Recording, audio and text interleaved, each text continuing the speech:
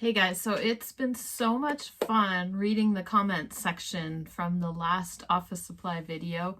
I just love the fact those comments keep rolling in, and a lot of you have found some vintage office supplies or office supplies in general since that video. So thanks so much for sharing those finds with me. A lot of you have found staplers, even an electric stapler somebody found, some pens and pencils, things like that. And so I'm glad that's been helpful. Anytime you want to come back, since we kind of do a lot of these research and BOLO videos, you know, anytime you want to pop in and comment about anything you found that you saw on my channel and then what you sold it for, that's great. I love hearing those success stories. So I hope it helps just a little bit. Anyway, I also, right after that video, I found another stapler. And I found mine, it was in the baggy wall of the thrift store, Goodwill, and it's definitely vintage. It's got this, like, it's plastic top. It's like a marbled plastic, kind of a faux wood grain kind of look. The brand is Ace. It's called the Ace Liner 502, and it's made in the USA. So I love the little button thing here in the back.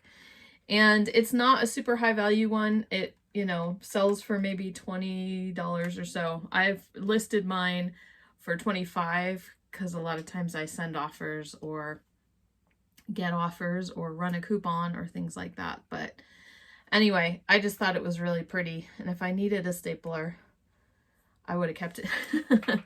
But anyway, oh, so this one, if you look in Sold Ace Liner, they made like a green one. It was so pretty. And it's not Bakelite. Some people claim that. I tested it. It's just a marbled plastic. But there's a green one, there's a turquoise one, and those sold for a little bit more than the brown. But it also came in black, and I think the brown does a little bit better than the black. So that was kind of fun. It was like in with the kitchen supplies. And so it was just in one of, you know, the baggy wall sometimes gets mixed up by category, and so it was like I was looking at utensils and I saw a stapler. So anyway, I would have won no matter what I found. Okay, so we're going to talk about a few more categories of office supplies today, things that you might find if you're at an estate sale and you go into the office. We talked about last time how sometimes it's a little quieter in there, there's a little less competition, little kind of under the radar type things that maybe the people pricing don't value as highly. And then also, as usual, go ahead and also leave me a comment. Any of the things that we talk about today, have you sold any of those items as well? Are they new to you or whatever? Or if you want to comment on the last video again, something that maybe you found at the thrift store since we've talked, okay? I think we're just gonna get started, and I will see you over on my computer. Light I got going on here. I'm supposed to be getting blinds in that window, and for somehow, some way, I always seem to be filming at this time of day, late afternoon, evening, when the sun is coming right in that side of the window. So anyway, we are gonna just start off with one of the maybe more obvious things you would find in a home office or in a certain area of the thrift store is pens. And I'm just starting off with the brand Parker. It's a very well-known brand. And honestly, I just want to say pens could honestly be their own video. And I may just do that sometime. I don't know a ton about pens. I know to look certain things up. And I know if something looks vintage, looks like it's in nice shape, and it's cheap enough, I will go ahead and just buy it and research it. It doesn't always turn out. Sometimes it's just not worth anything. But a lot of times pens, pencils are 50 cents or less, or, you know, they're not very expensive. I have found pens in the bag wall, like we were just talking about with the stapler. I found little cases of pens in the baggy wall in the past. So sometimes I just take a chance on them and just see how it turns out. But I'll share some of the sales I have had with you in these categories. And we'll just kind of research in eBay together. Again, I usually, I search solds and I do highest to lowest. Now, when you're doing your own research, which I always encourage, is to also check out how many are listed versus how many have actually sold. You know, I'm doing very generic searches, right? And research. So vintage Parker pens. Now, there might be like 10,000 actives, but only 4,000 sold. And so you might think, oh, they're not worth it. Well, if you find a specific model like vintage Parker 51 pens and you look at available versus sold, it might tell a totally different story. So, you know, the more general searches are going to be averaging in the pens that maybe don't sell that great. So you kind of do your research when you're out in the field, and then especially before you're listing your pen, kind of see where it falls as far as, sell-through rate. Okay. So any vintage pen solds that I'm looking at all start out in like the thousands, no matter the brand. And that's because they made solid gold fountain pens or pens. And so those are always going to be right at the top of the list. There's also some sterling silver pens. But anyway, we've got a Parker fountain pen, 18 karat solid gold, 14 karat gold. This one I think is just the cap, but it's gold. And the Parker 51 is a popular pen anyway. We've got a big lot, right? This one is not gold or silver, but it is rare and vintage. It's a fountain pen. So there are, there's going to be fountain pens, and then there's going to be ballpoint pens, and both can be valuable. The fountain pens to me seem to have maybe a bigger collector base, but there are definite ballpoint pen, certain models of ballpoint pens that are really high selling. For example, this Parker Duofold, they're from the 1920s. Okay, so I said fountain pen, or maybe I said ballpoint pen, but anyway, these are fountain pens. And they come up a little bit later in another category that we're going to talk about. Here's a sterling one. Okay, so a lot of these high numbered ones are definitely fountain pens. Okay, and then there's some more of those duofolds, right? So a lot of times too, you'll find a case and it has a fountain pen or a ballpoint pen along with a mechanical pencil. And those are always worth taking a look at as well. This one's a 9 karat solid gold. Okay, so just interesting. Parker, this Parker Duofold, it sounds so familiar. Like we had found something like that. And I was looking through all my records and I don't see, maybe it was something different. I don't see that in any of my records of having sold it. And I don't think if something was worth this much, we would have held on to it. Anyway, okay. So these are the real high numbered ones. Let me see what I did next. My next search was just vintage pen in general. Okay, 13,000 results for vintage pen in the solds. Okay, so there is a huge collecting base for vintage pens. I did, Parker was that first search, but then I wanted to show you on this, if you look over at brand, here's a list of some of the really good names to keep an eye out for as well. Like I said, I can't go too deep into pens in this video because we just don't have the time. But Mont Blanc is a good one, and Schaefer. Parker was mentioned. Jinhao, I don't know that one. Waterman, Pilot is mentioned here. So a lot of the brands that you recognize from just an average ballpoint pen or gel pen or whatever that you can pick up at the store, a lot of these companies have been around for a long, long time, and they were making fountain pens and they were making early ballpoint pens. So here's an example of the Mont Blanc, right? The super rare one. Fountain pens sold for $3,000. Okay, some more gold ones. Pelican with a K. It's an interesting brand. Another Mont Blanc. And then Wall, that was kind of interesting. I always think of them as the haircutting company that make, you know, haircutting clippers. Cartier. Okay, so some of the names that are not surprising, especially like Cartier, but then Mont Blanc again, it's definitely one you would want to keep an eye out for. And then there's a Schaefer that's solid, okay, 14 karat gold. Oh, the other thing I wanted to say about the gold too is that sometimes it's not the entire pen that is gold.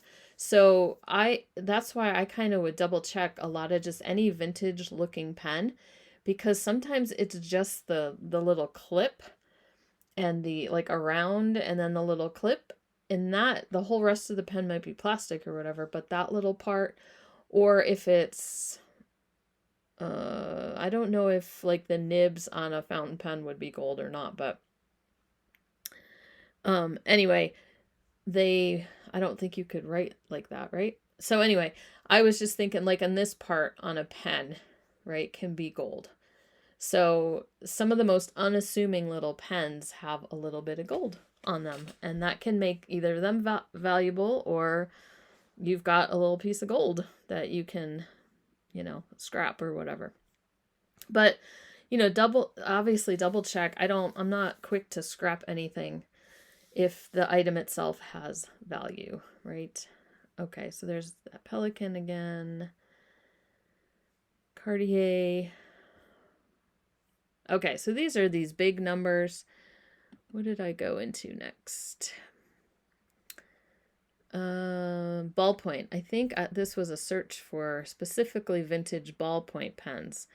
Okay, so, you know, more gold ones and everything. So what I was going to do is do my $15 to $35. Let's just get a little bit more realistic, okay? So here's a ballpoint pen made in West Germany, so vintage, $35. Vintage Mont Blanc ballpoint sold for $35. Another Mont Blanc. Okay, so Cross, that's another name that comes up sometimes. A lot of Cross pens are not worth a lot or anything. There's a Pelican. This one's a mechanical pencil. I'm not quite sure how it made it in here. Okay, another West Germany. Waterman ballpoint pen. It's kind of like that wood grain look, kind of like my stapler. And that sold for $30. Okay, so, you know, you can look around. These are fun. Okay, let me open one of these. These are something I would keep an eye out for too. I don't think it's going to be ginormous money, but you know these little souvenir pens that kind of have the floating something in them, and as you do it back and forth and the thing moves in and out. So this is a souvenir pen for a cruise ship from the 50s and 60s, and there's collectors for these. So I would keep an eye out for those. And a lot of times thrift stores or estate sales will just take all the pens in the estate and just baggy them up. So sometimes it's kind of fun to just buy one of those and just dig through the pens or pencils and see what you can find. Okay, so I would do the same thing, you know, go back to vintage Parker, and then let's look at, you know, obviously you're going to keep your eye out for gold, but if we go down more realistic, okay, a Parker Duofold, the fountain pen, and then Parker 61 sold for $70, a Parker 51 Jotter. So a lot of Parkers, if you look over here under the things you can narrow it down with your searches, and we can see some of the ones that kind of get the most attention. Parker 51, the Duofold, Vacuumatic, 45, 75, 61. Okay, so some of those numbers can be good. I've seen 51 come up a lot in the higher numbers. There's a 51 black ballpoint pen. Okay, here someone's got a little collection of these that they were selling.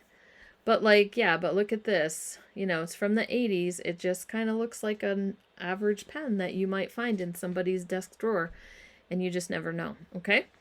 So I just thought, oh, hey, look, it's a trash can. I hope you guys saw the trash can video. It was so much fun to make it, but look at that, $48 for a Parker pen trash can. So I love it when all of our videos kind of coincide and mesh and come together. Okay. Anyway, that's funny. Parker Lady. That's interesting. Directed towards the women folk. That would be fun. And then an antique fountain pen. Okay, so let's go back over to what it was I had planned for this section of the video. I thought I had just a tab to show you, but I'm going to pop up some pictures right here. So I thought I would just share some of our sales in the vintage pen category. Our best sale was a Parker 61. You can see here, I found the listing on WorthPoint, and it's a flighter. It was a fountain pen and a mechanical pencil. As you can see, it sold for $100, which I did confirm with my records. And then also, we sold another Parker 61 that was just the pen. We sold that for $65. Another sale was a Parker Vector. It was a pen and mechanical pencil, and it was branded for Boeing. So as you'll see, we had a couple sales of Parker and Boeing combos, and we lived in Washington near the Seattle area for quite a long time, and so it was probably a very common employee type gift. And so then we also found this Parker Jotter. It was also by Boeing, and it was not by Boeing, it was for Boeing employees, and it was $40. And then another Parker Jotter we sold for $45 that also had the Parker, the Boeing name on it. So I'm pretty sure I have pictures for all of those. Hopefully, you know, as I edit, I'm going to add those in there. So hopefully that all works out pretty good. If not, you'll have to forgive me. Okay, so let's move on. So like we said, some of those had mechanical pencils in them, like as a set that went with them, but sometimes you can just sell a vintage mechanical pencil by itself. So Mont Blanc, here we go, is another one. A couple Mont Blancs. These are lead holders. I don't know that you would call them mechanical, these two, but anyway, Pentel. That's kind of a current brand, so that looks pretty fancy and special. You know, a lot of times, especially if you have the cases and it looks like there's some paperwork and things like that, you definitely can do a little bit better having the case. So a mechanical pencil from Japan. There's another Pentel. Pelican, that name. Drafting, that's kind of a whole nother category. Drafting pencils and drafting equipment and things like that. And that definitely could be, you know, pens and pencils could be a separate video, like I said. So sometimes people just lot things up, especially if they're not worth a ton on their own. And here's another brand that's well known for its drafting equipment, Stadler. I don't know how to say that. And okay, Mont Blanc, Waterman. There's that name that comes up. And then there's these are Cross, but they have gold or made of gold. That looks like a big salesman sample. That's really cool. And these were interesting. I had to click on these. They're called bullet pencils. I didn't know anything about these. And if you look at the pictures, they're souvenir pencils. Let me see if it will pop up. Come on. Not going to cooperate today. Okay. So as you can see, there's some vintage, like souvenir type scenes on the pencils and different companies, things like that. And then they're called bullet pencils because they have caps that look like bullets. Never have seen these, never heard of these before, but they lotted them up and sold them with the best offer of somewhere in the $200 range. Okay. So anyway, I thought that was interesting. Barrel, here's another one. Here's some more drafting, a box of them. You know, if you can find new old stock on any of these categories, that would be really interesting. Schaefer, white dot mechanical, nice lot of those. Yeah, so some of the same names that we're kind of used to seeing. Tiffany. I would hope you would pick that one up. Okay, Pentel. Oh, this one's kind of cool. It's like it's mother of pearl. It says a chatelaine. So it's mechanical pencil or pendant. You would hang it on a chatelaine is like what the housekeeper, like if you saw in like Downton Abbey or whatever. And the housekeeper would have, you know, her pin or her brooch and all the different tools and things like hanging from it. And so, you know, that pencil could just be something that you could wear on a necklace or something like that. And, you know, a teacher might have that, or just someone who needs a pencil around their neck. This is very cool. Okay, so that's mechanical pencils. Just don't overlook them. Take a second look at them. That was the bullet pencils. And then I did a search for vintage wood pencil. This is probably what I have the most experience with besides the mechanical pencils that were part of the pen sets.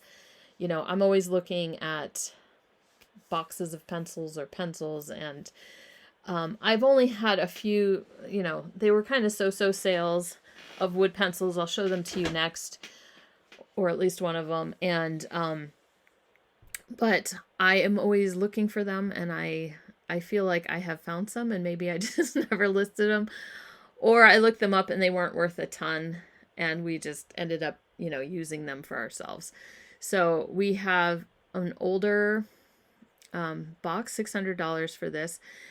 Definitely things that are coming in their original packaging and their boxes and are definitely older. This is from the 1920s. And Blackwing is definitely something to keep an eye out for because the prices on these Blackwing pencils are crazy. This is Faber-Castell.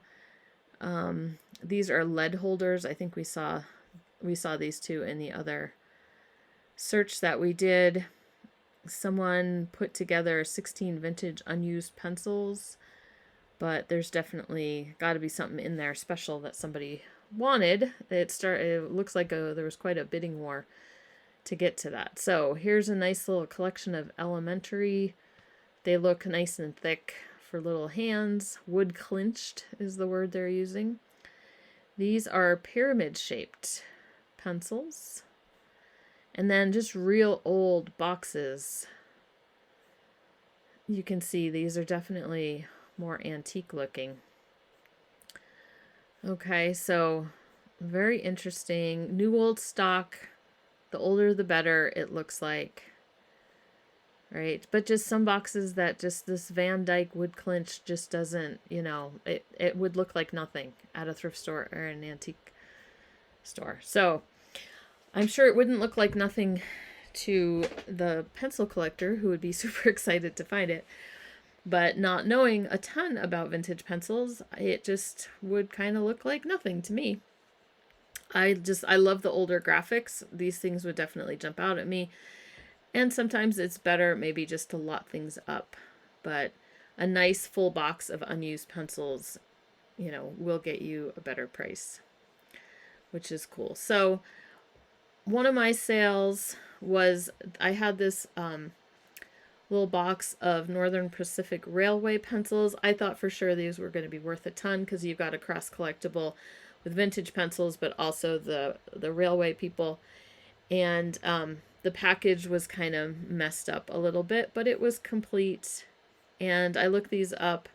They weren't worth a ton, and so I you know, they don't have erasers. They're just, you can sharpen both sides if you want, and they are I just sold them for $15 plus shipping. Now this, I'm just showing this to you. I had these listed on Etsy. They're called Color Erase, and they're basically colored pencils that you can erase. And I don't know how good the eraser is. It's something that you might have to disclose as you're listing vintage pencils, because the eraser, the rubber, can harden over time. So you can either put a disclaimer, or you might not want to test it out because that would make it dirty, but you can feel if a eraser is like super hard. Okay, next one. Okay, anyway, I was just saying I had these on Etsy. Etsy deactivated my listing. Maybe not necessarily them, but they got a like cease and desist thing, a violation, copyright violation notice from Faber-Castell. And these companies who do this, it's their bots that just kind of go through and look for people selling things that they shouldn't. And I could have appealed this. I could have gone to Faber-Castell and said, hey, look, this is not anything you even sell anymore. It's vintage. And they probably would have been like, oh, you're right. No big deal, right? But because this happened, like, Etsy put a hold on my funds, and that made me cranky.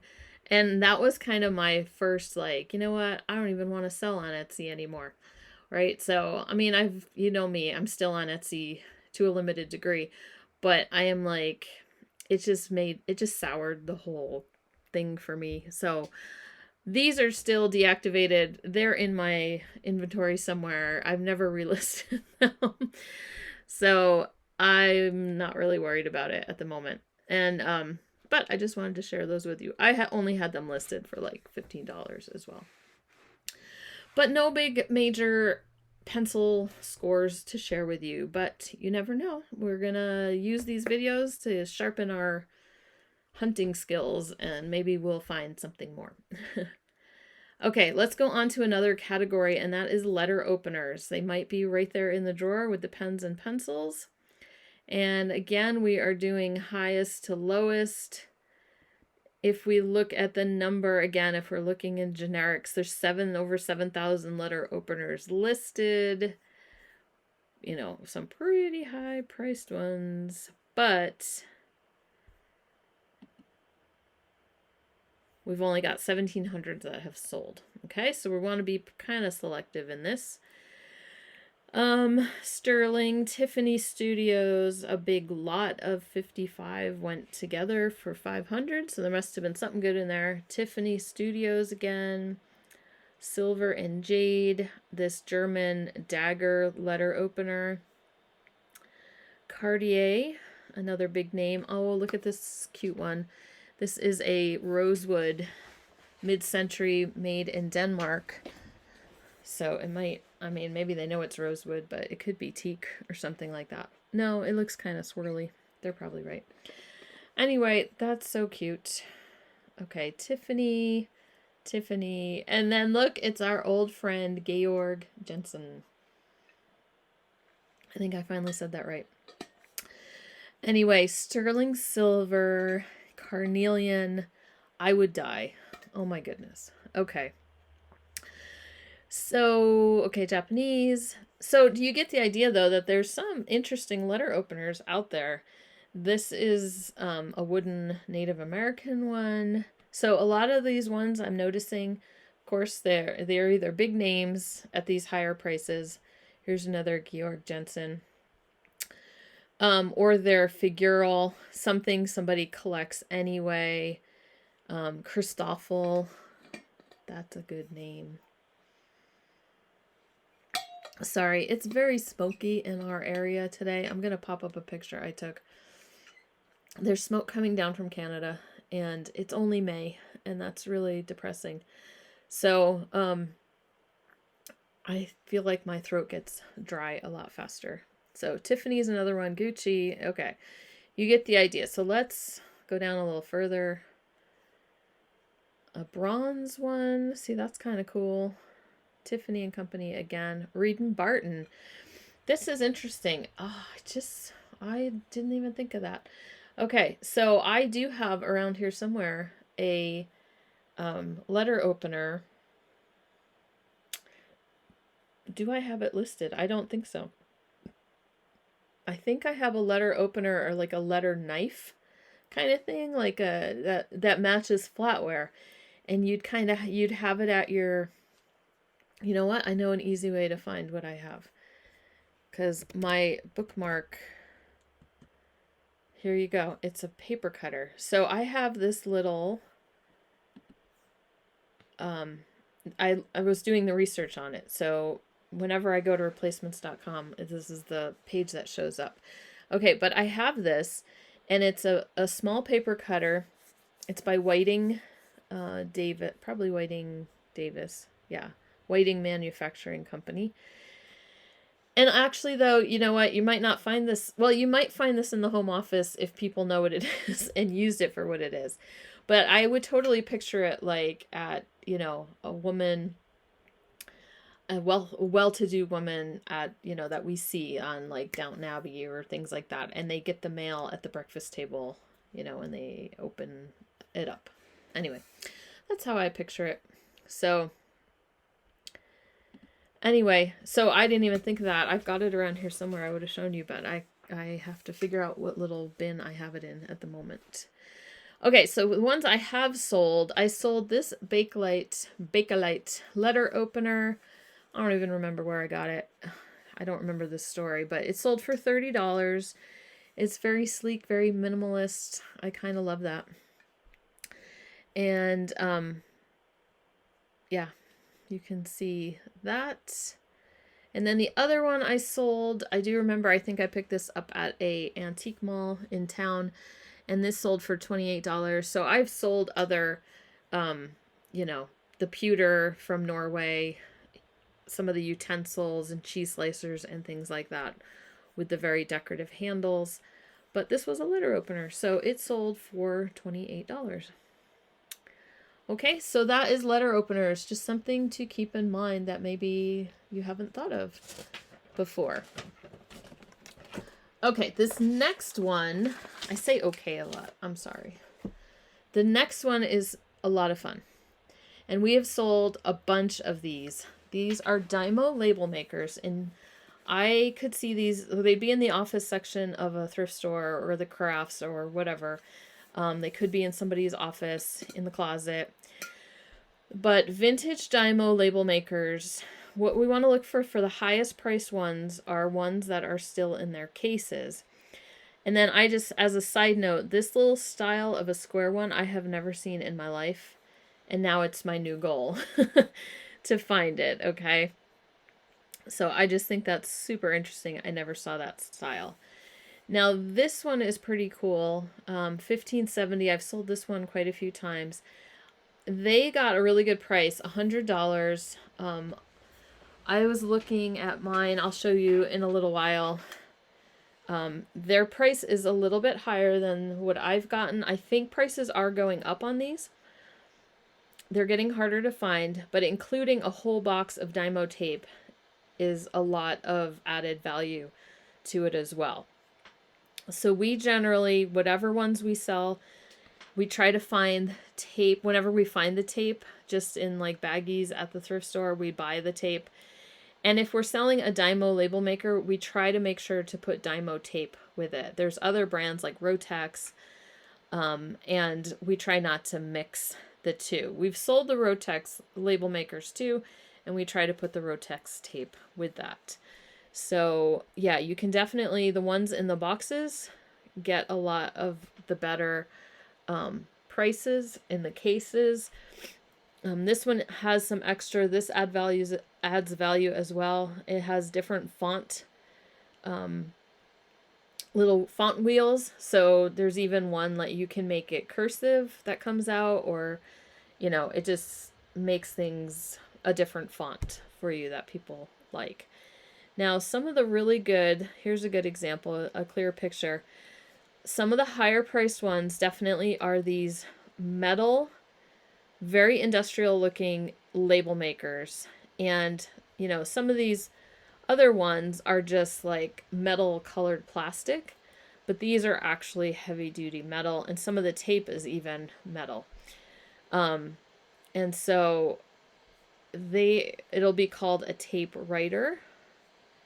M2, model M2 is really good. That one's in its box. Let's see. Here's a Dymo Mite is another name for these another version of this heavy duty metal one. Here's a different colored one. Anyway, you kind of get the idea. This black one, I've sold one like that as well. Okay, so those were my tips on it. But even the little, you won't see you won't see them in the higher numbers, but here's an example. A couple little plastic ones.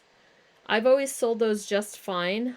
Like I said, we're raising our prices on them, and we're getting better prices for them. Back in the day, I was just throwing them on Etsy for, $15 or whatever, just little teeny tiny ones, and they were super cute, and people would buy them on Etsy. I don't even know if they would sell on eBay, but these were in their original boxes, which is kind of cool.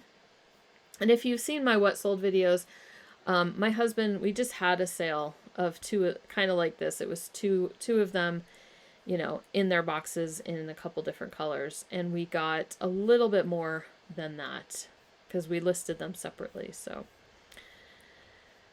anyway, fun stuff to keep an eye out for. So check those office closets for the little plastic suitcase cases. You might find a Dymo in it. And it's true, I used to thrift these fairly regularly, and it's been a little while since I've seen one, so I think the prices will be going up. Here's just a better picture of one of those high-priced ones that's made of metal. Okay. Anyway, these are some of the sales from my shop. This was a really fun one. It's a different shape, and it's I think I have a picture. This picture I can pop up bigger. But anyway, it's just like it's a flat Dymo label maker. Just so cool. Very mid-century kind of looking. Well, here's this one, very similar to some of the ones we've seen. It sold for $54 back in 2017. I would probably bump the price a little bit now. So here's a couple little blue ones. And then I just did silly little things, in my pictures for the listing. I would like punch out like my shop name or something like that, just to show, that it's working. Sometimes I just sold the tape. Here's what that flat one kind of looks like. Another one in the box for $55. Some more of the colored ones. Here's that Dymo metal, black metal one that we had sold for $85, and I did have a box. I think it had metal tape in it as well. Aluminum tape. Okay. So $85. And a bunch of, back in the day, I was just doing low prices on these. Okay. So if I could only go back in time and realize the worth of some of these items. Young and inexperienced. Okay. And maybe that was just the value at the time, and I was just happy things were moving, right? And then this is my husband's Etsy shop. These are more recent. So here are those two colored ones we had the boxes for, and we added some tape to each one, and he sold them for $35 and $25. So I guess pretty much around the same as that other one. And he put a bunch of tape with that one. $65 for this. And then this was a few years back, but we did have one of those heavy duty metal ones we sold for $58. Okay, so definitely have been very consistent sellers for us over the years. Okay, now we are going to hop categories real quick and talk about paperweights, because that might be on a desk. Now, paperweights are kind of tricky. I don't know. I will show you like one sale we had of a paperweight. We've definitely used the keyword paperweight in some of our vintage listings, because there's lots of things like figurines and little doodads that you might say, oh, that could work as a paperweight, right? But as far as an official, like meant to be a paperweight, I know not a lot about things. Glass is not my thing. A lot of the big high money ones are glass paperweights, right? Art glass and Steuben, that one's really cool. So I never know. There's a whole way, there's a whole study of these, and the collectors know which ones are real and which ones are just new imitation ones from China, right? So I suppose if I got something cheap enough, I would just do the research, and I would, that one's really pretty. I would do the research. If something was amazing looking and I could get it for a good price, I would just go to Facebook and find a group and say, tell me what I've got, kind of thing, right? So there's so many avenues now for research that we really shouldn't be nervous about trying new categories, just not, trying not to spend a lot. And honestly, a lot of the places I've been, everyone is so assuming that paperweights are worth a ton that they get priced pretty high at yard sale or even at estate sales and things like that.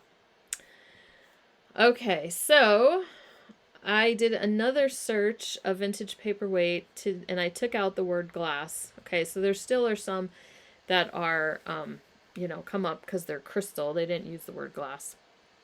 But Tiffany & Company, there's a snake one. That's kind of cool. This is a pottery one.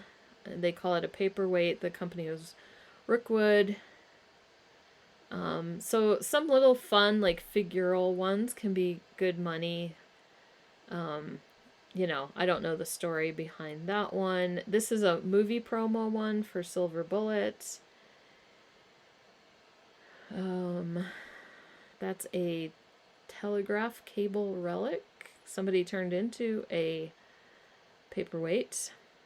Lucasfilm, another one. And then this one I saw a couple times in here. It's ammo cartridges in lucite that I guess can be used as a paperweight.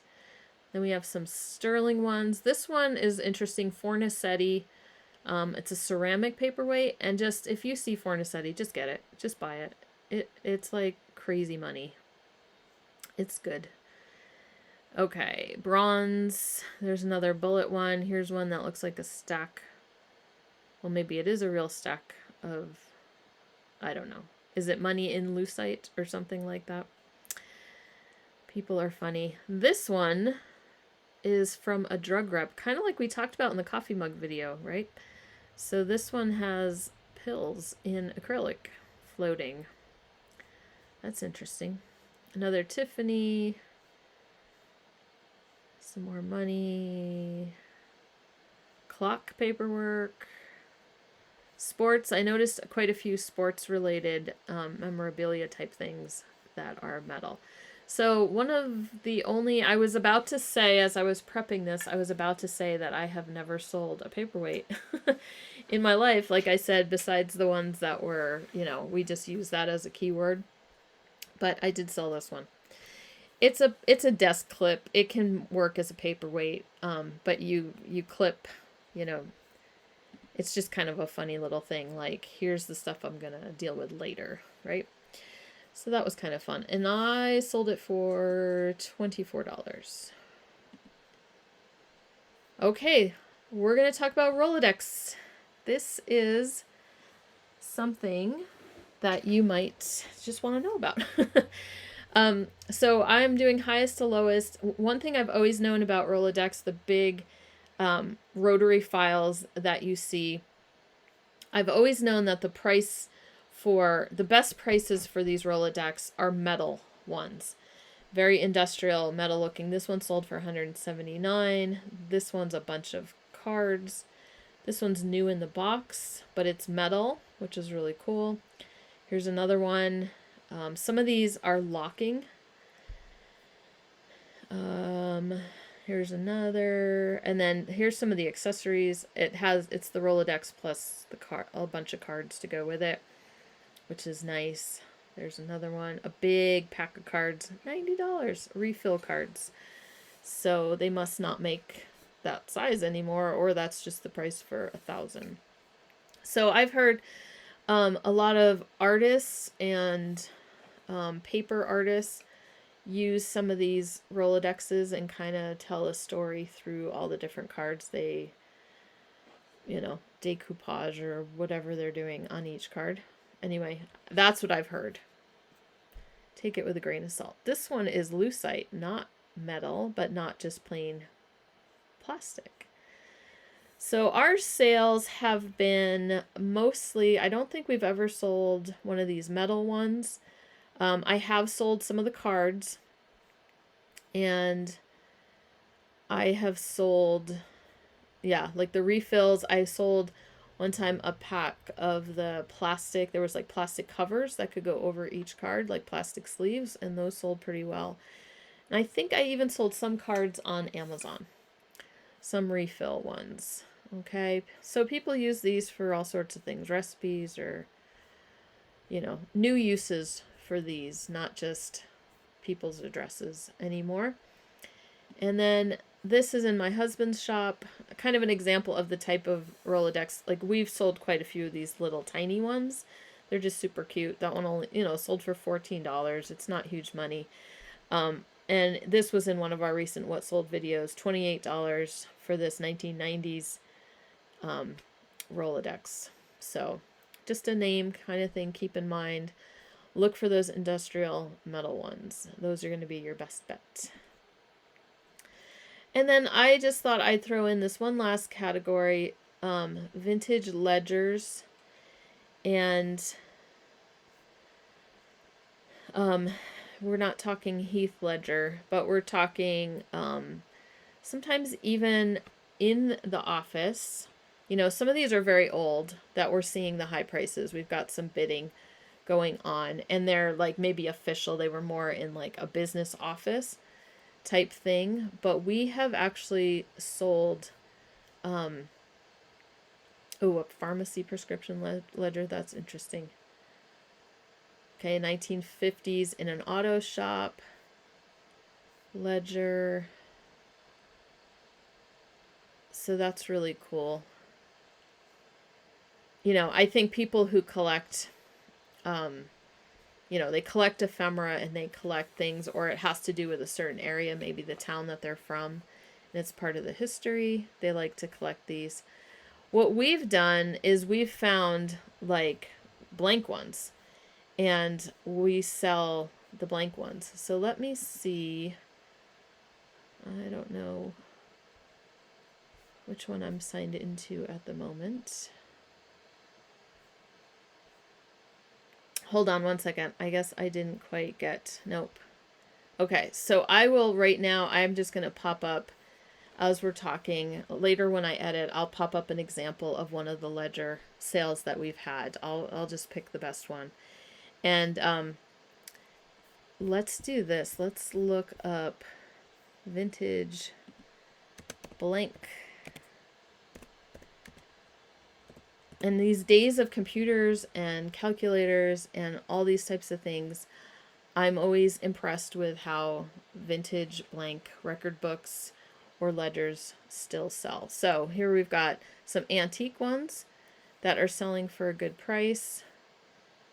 Here's a blank ledger cash book, right? So just people use them for journaling. They use them for junk journaling.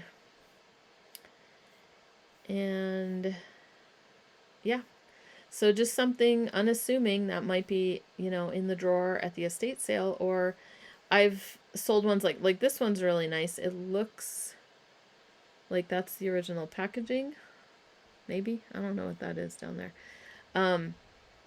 But yeah, they'll say like ledger on the front. And little ledger, $30 free shipping, right? That's not even that vintage. Okay. So that is my video for today for vintage office supplies. So just finishing up, I thought I would pop over here onto this camera and just say thank you again for watching. And let me know if I missed something. Is there another category of office supplies that you maybe thought I would cover that you've had success with? And feel free to drop that in the comments below. And again, as always, I appreciate all the comments. I do read through. I try to reply to as many of them as I can. And I just kind of like to, you know, hear about your reselling stories as well. So we will see you next week, and we'll have another what sold for next week, and I haven't decided yet what the next video will be, but I have promised the sewing pattern video for a long time, so I probably should focus on that. Although I am going out of town at the end of next week, so I might have to just throw a little short one of something in before I go, okay? And I hope you guys are all having an awesome beginning to your, I want to say summer, but it's not quite summer yet, so spring, summer. I hope you're having a great time. And I will talk to you later.